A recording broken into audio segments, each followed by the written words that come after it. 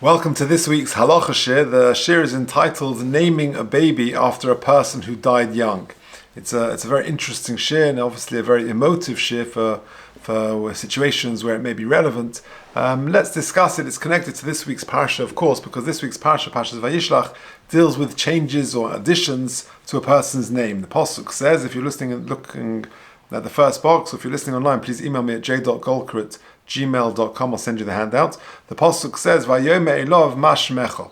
In the famous duel that takes place between Yaakov and the Sar Shel Esav, the Pasuk says they were up all night and they were fighting, and at the end, the Sar Shel Esav says to Yaakov, Mashmecha. Vayome Yaakov, and Yaakov replies, my name is Yaakov. Vayome Lo Yaakov Ye'omer Od Shimcha. You are no longer going to be called Yaakov, Ki Im Yisrael. You are now going to be called Yisrael, Ki Soriso Im Elokim Ve'im Anoshim Vatuchal, because you battled with angels and with men, and you prevailed.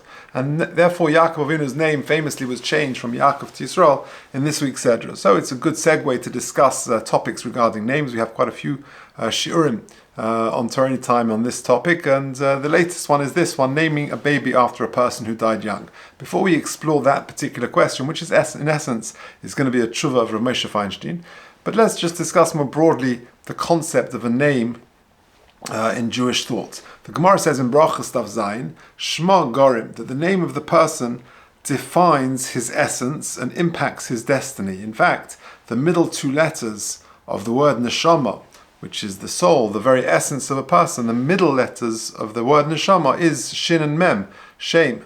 And ner Hashem, nishmas adam. So the very essence of a person is his name. It sort of defines his essence and impacts his destiny. Rabbi Melech of Lezhensk says that there's always a connection between the baby and the person he's named after. He says that in Noam Elimelech in Parshas Bamidbar. In fact, when my father Zichron Livracha used to say that me and my siblings, many of us carry names of various family antecedents, and he says that it's striking how we have the personalities and the character traits of the ones that we're named after. So that's really just what Rabbi Melech is saying. Moreover, a name is a portent of the person's future and potential, and perhaps this is best seen with Noach. Noach was given his name with a tefillah. Pasuk says in the end of Parshas Bereshis, Vayikra Shemay Noach Lemor Zeh Yenachamenu Mima'asenu Me'itzven Yodeinu. And as Rashi says over there, it doesn't mean that he will comfort us, that's otherwise he'd be called Menachem, but rather Noach is a lashon of Yonach, he will make it easy, he will ease our plight. And the intent was that Noach would lighten the burden of not only just his family, but the whole of mankind, that by introducing agricultural tools. That's what Rashi says, the Radak and others.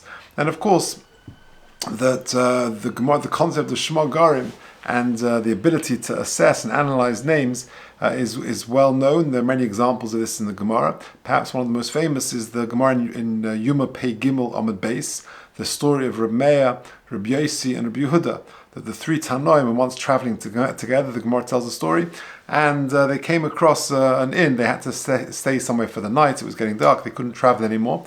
So the Gemara tells the story that they got to the inn, and the balabas, the owner of the inn, the Balach Sanya, his name was Kidar, Kof Yud Dalad Vav Reish, and Reb Meir was Daik Bishma. He was able to infer the character of the person from his name, and he was a little bit suspicious because Kidar reminded him of the pasuk in Hazinu, Kidar Tapuchas Hema, which is a reference to Klal Yisrael, which is referring to them as a volatile people. Kidar Tapuchas, they are a generation of volatility, and therefore he was a bit wary of this individual, and therefore the normal practice was to hand in your money purse to the balabais, but he resisted doing so because he was scared.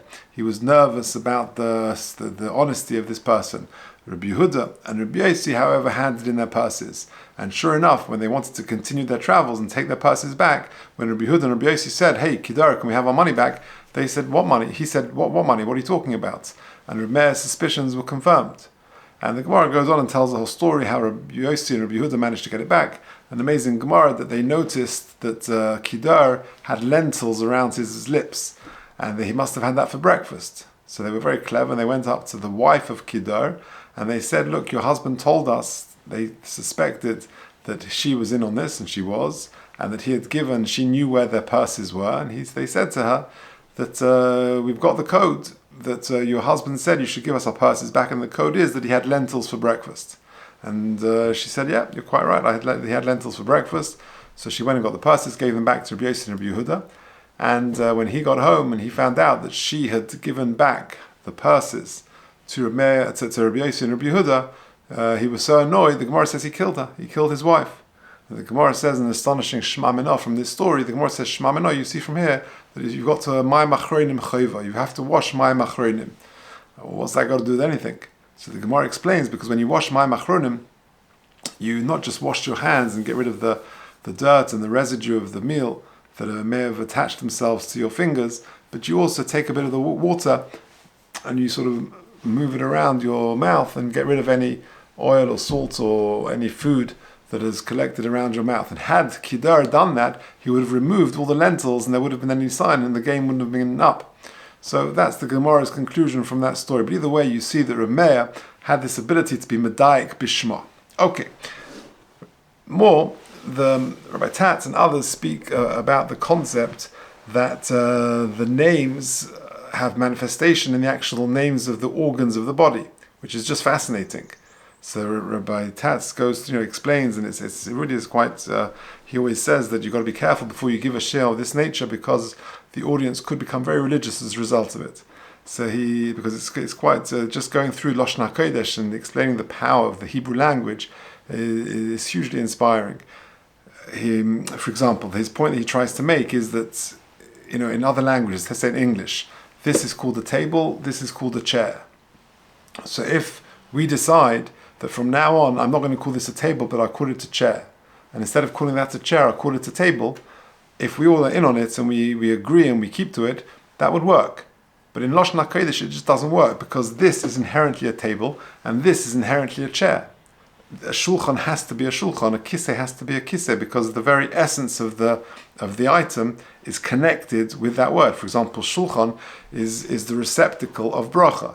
That's why we say in benching, Harachman hu yishlach lonu beracha, b'bayzel v'shulchan zeh. Shulchan is related to the word l'shloyach, to send. HaKadosh Baruch Hu will be sholech, he sends down bracha l'shulchan zeh. So this inherently is a shulchan.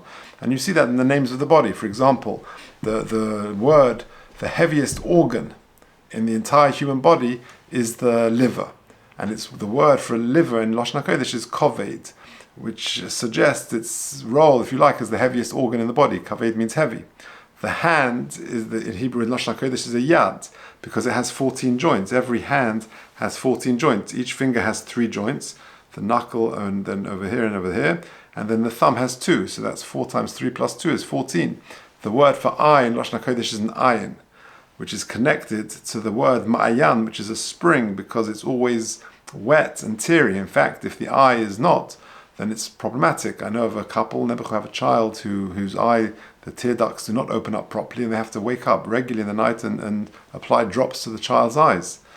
Teeth are called shinayim, because it's the only organ where you have 2 sets. You don't sort of, as you become, a few years on, you don't sort of lose an arm and then you grow another arm. But shinayim, teeth, you have your baby teeth and you have your adult teeth. And also it's from the word shinu, because it breaks down the foods. Furthermore, an adult has 32 teeth, 16 upper teeth and 16 lower teeth. And 32 is the gematria of leiv, which connotes the idea, piv v'libai shavim, that what you speak and what your heart feels should be the same. So there's lots of depth to names, and there's much more to say on it. But let's just go back to the topic at hand, namely naming a baby after a person who's died young. And like I said, this is largely, I'm just going through a tshuva of Rav Moshe. This is in Yerodeh Chelik Beis, Siman Kuf Cha Beis. A very, very interesting tshuva. Here we go. So this is the first box in paragraph 4. Im yesh kpeida likre shem tinok Hashem karov echod shemeis tza'ir keben kof ches shana. So the title of the tshuva is there a problem? Is there a kpeida, a concern about naming a child after a relative who died young at 28 years old? This tshuva is dated Tesvav Teves Tovshin Chavches. This is back in 1968. He writes, it's Mailas Yedidi Kavod Hanechbed Harav Chaim Bresla Shlita. Hine. Bedovelit and Shem Letinek. Regarding giving a name to a child, to name after a person who died young, there is some kpeda, there is some concern to do so. Because the Marshal, the Yamsha Shlema, says in Gittin, in Perek Dalet Siman Lamed Aleph, B'dinei Hashemus b'shem Yeshaya. He talks about the name Yeshaya. Kosaf, he writes, the Af she Yeshayahu Hanovi Hayanikri Yeshayahu, even though Yeshayahu's real name was Yeshayahu, Ein ha'olam regilim likris Hashem Hanovi, mishum dereh mazle. We call people Yeshaya, not Yeshayahu. Why? Because, says the Yamsha Shlomo, he had bad muzzle. Shenerag, because he was murdered. Elakaru oso Yeshaya. Hashem Yeshaya shenimtza b'divrei hayomim, because that's how he's referred to in the divrei hayomim. That's the name referred to there. So you see, says the Yamsha Shlomo, there is a concept of naming after somebody who had bad luck, rare mazle, and therefore we resist calling a person Yeshayahu. Instead, we will call them Yeshaya, and therefore there is that concern. In fact, then the Ramesha quotes the Ramah. The Ramah says in Even Ha'ezer Hilchas Gittin Siman Kuf Chaf Tes Sif Chaf Vav that he goes through various names. This is Hilchas Gittin.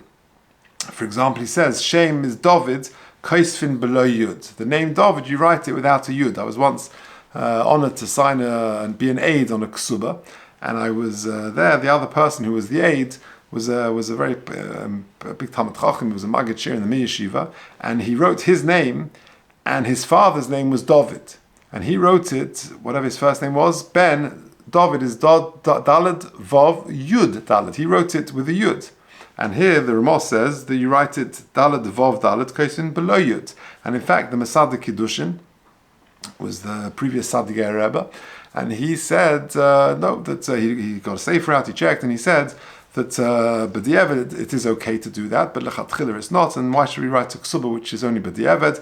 And he had a spare ksuba, and we used the spare ksuba. He wanted David without a yud. But then the Ramah carries on and says, Hagar, Gedalyahu, when you write the name Gedalia, you write it Gedalyahu, Lamed Gimel Daled Lamed Yud Hevav, unless you know for sure that his name is Gedalia.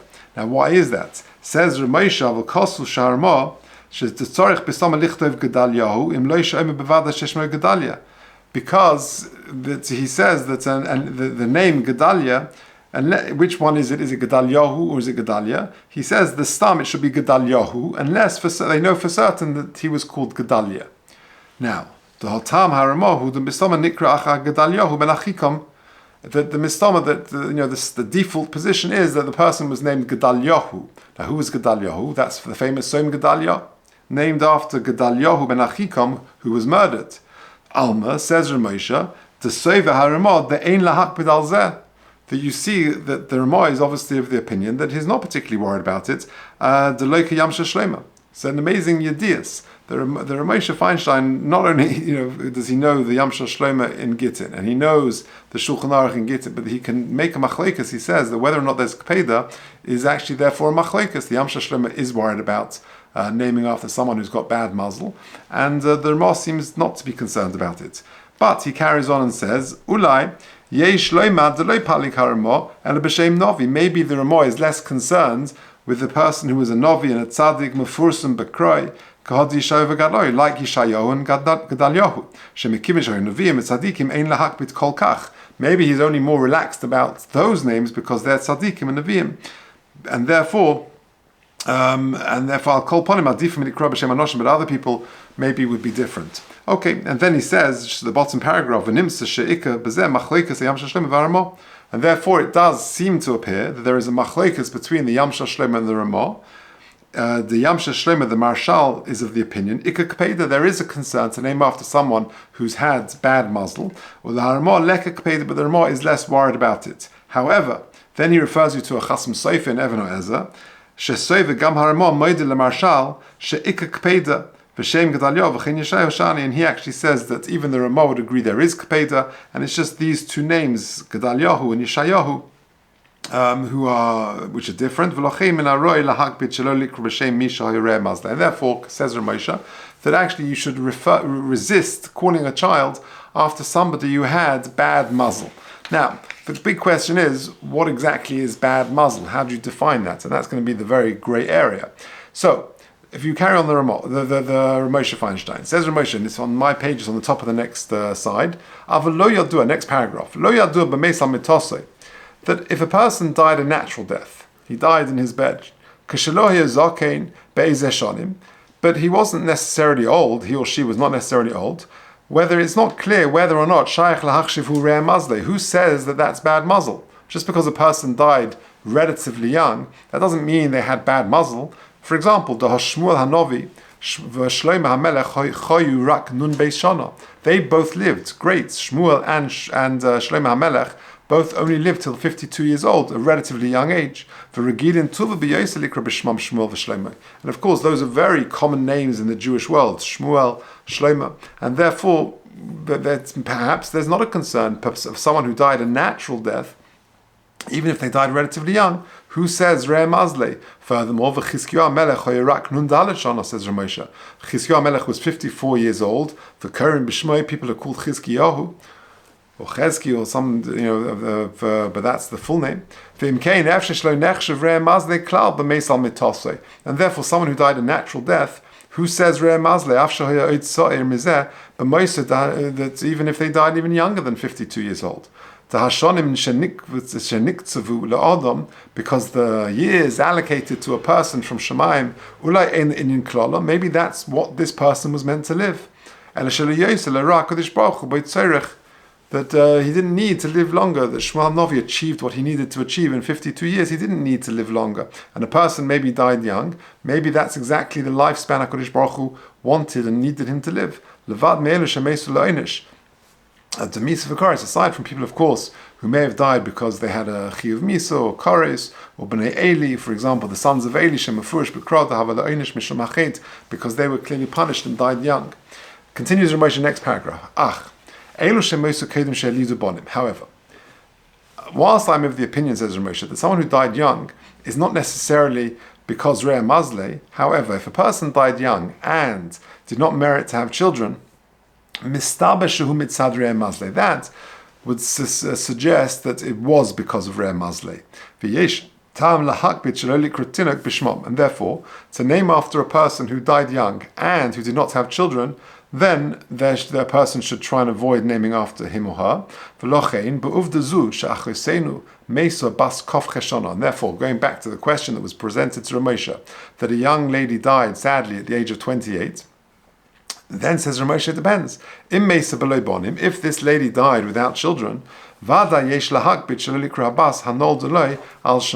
if she died young, 28 years old, and she didn't have children, then said Ramosha, you should not name after her. But if, however, she had children, and therefore it's not clear if this was considered an einish, and there is a concern not to name after them, or maybe this was their destined allotted time, and therefore there's no kpeda.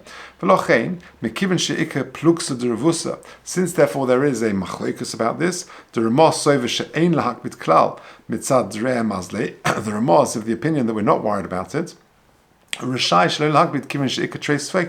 Therefore, perhaps there's the reason to be okay because there's two sveikas, i.e., number one, maybe there's a Re'eh Mazle, maybe there's no Re'eh Mazle. Maybe we go like the Ramah, there is a concern, or the Yam Shlomo, there's not a concern. And even if you go like the Ramah, who says it's because of an Einish and because of Re'eh Mazle?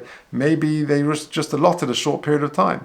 Avalim Ishtay Makpedes Ein Lo Levatel. However, if the wife of the man who's going to shul to name the child, let's say the wife is very concerned about it and doesn't want to name after a person who died young, then since there is grounds for concern, then it's best to avoid it. However, now there's a very important however. I'm just going to drink, and I've made a bracha already.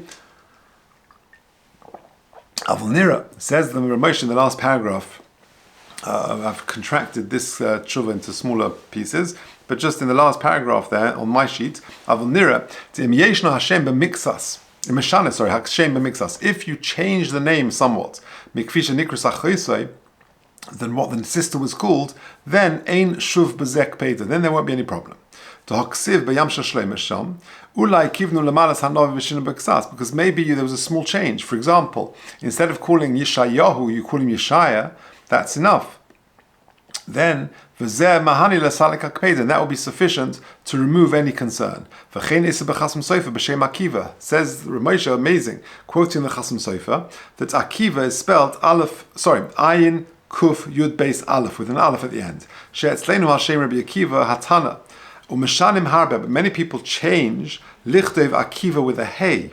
You've probably seen this. So many people change their spelling of Akiva from Ayin Kuf Yud Beis Aleph, the way it's spelled in the Gemara, to end it with a Hey. After the Gemara Nichtav Akiva Ba'Aleph, even though the Gemara always spells it with an Aleph, because that's the Shinu Ktsas. Why? Because Rabbi Akiva was murdered. He was killed by the Romans. And therefore, in case we're worried about a Kapeda, about bad muzzle, we change the spelling from Akiva with an Aleph to Akiva with a Hey.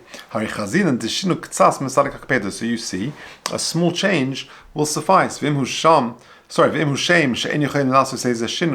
if there's a name that there's no change you can make, changing an Aleph to a Hey, then to add a name, to add a second name, that will certainly be effective to remove any concern. So in short, what have we said? Can you name after someone who Rahman Islam died young? So that is a machlokas seemingly between the Yamsha Shlema and the Ramah. The Yamsha Shlema says one should be makbid, and the Ramah seems to be less concerned about it. And Ramesha does conclude that yesh lahakbid, and one should try and avoid naming after someone who dies young. However, two important caveats.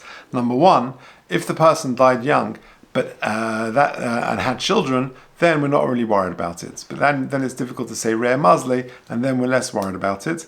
Number two, he said that if you make a slight change to the name, even if the person died young without children, if you make a slight change to the name, that will suffice. For example, like Yeshayahu, we changed it to Yeshaya, or Akiva with an Aleph to Akiva with a Hey, and certainly adding additional name, that would also work. And if a family member, a grandparent, or whoever, one of the spouses is worried about it, then adding a name or making a slight change would be sufficient to remove the kapeda. Okay, so that's the very interesting topic of naming after a baby who died young. In Mitzvah Hashem, we should all live up to the very essence and potential that is inherent within all our names.